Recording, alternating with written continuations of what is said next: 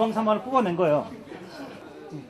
가정마다 버려지는 폐식용유를 모으는 일이 탄소를 줄이는 큰 변화를 만들어내고 있는 셈이다. 학교에서 그 매월 넷째 주 수요일 날 우리가 이제 폐식용유를 모아가지고 통에다가 다 받아놓으면 그걸 이제 공장에서 가져가서 여기서 이제 다시 바이오디젤로 쓰는 거죠. 그리고 우리는 이제 아이들한테 가정에서 쓰고 남은 그 폐식용유를 모아서 여기다 전달해 주는 거죠.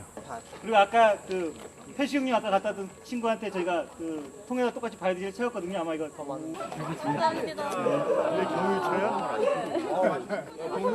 집에서 기름 쓰고 남은 거 갖다 드렸는데 이걸로 이렇게 바꿔 주셔서 쓰게 됐어요.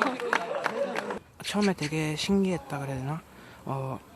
가정에서 나오는 이 버리는 기름이 저희가 차곡차곡 모으면서 이게 공장으로 가서 기름으로 바뀌니까 정말 신기해서 친구들에게 권유를 많이 했어요. 바이오 디젤은 탄소를 20-30% 줄일 수 있을 뿐 아니라 우리나라 전체 경유 사용량의 1%만 대체해도 1억 3천만 달러의 경제 효과를 얻을 수 있다. 제공받은 원료를 알코올과 반응하여 바이오디젤로 합성을 한 다음 정유사를 통해서 일반 시중에게 유통이 되고 있습니다. 현재 주유소에서 공급하고 있는 모든 경우에는 바이오디젤이 2%가 포함되어 있는 상황이고요.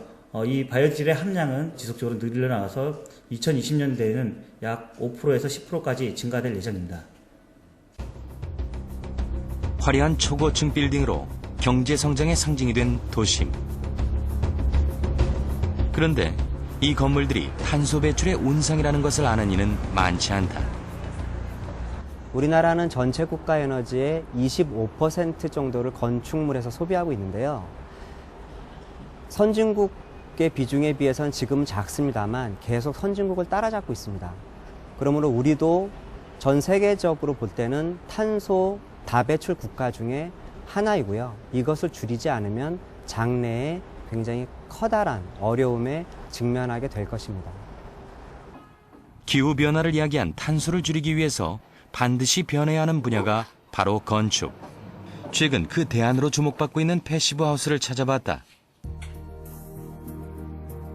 1년 전 이 집으로 이사한 주부 윤정금 씨.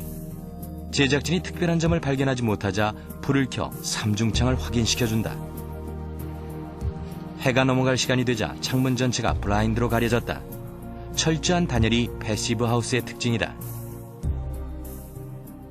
패시브 주택은 이제 단열하고 기밀성인데요. 그러니까 외부에서 차가운 공기나 더운 공기가 유입되지 않도록 벽을 두껍게 하고 창을 삼중창을 써서 조금 두툼하게 해서 이렇게 단열 효과를 높였고요. 이제 안에 따뜻한 그 공기층이 밖으로 빠져나가지 않도록 이렇게 기밀성을 좀 높인 거. 이게 좀 다른 거죠.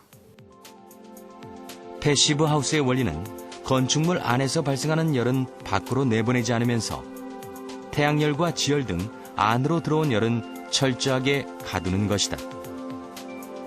하지만 문제는 환기. 문을 여는 순간 외부의 열을 빼앗길 수 있기 때문.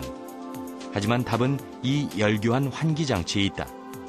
환기로 잃어버린 열을 다시 회수하는 자동 시스템이다.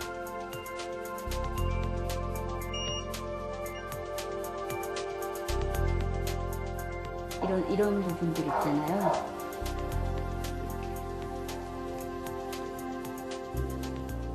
환기를 하잖아요. 네네.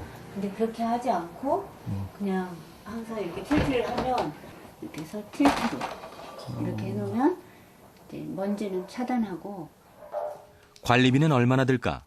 유난히 추웠던 지난 겨울 가장 많이 나온 달이 18만 원 정도고 한여름에는 3만 원, 지난달에는 10만 원 정도 나왔다. 일반 주택에 비해 절반도 안 되는 수준이라고 한다.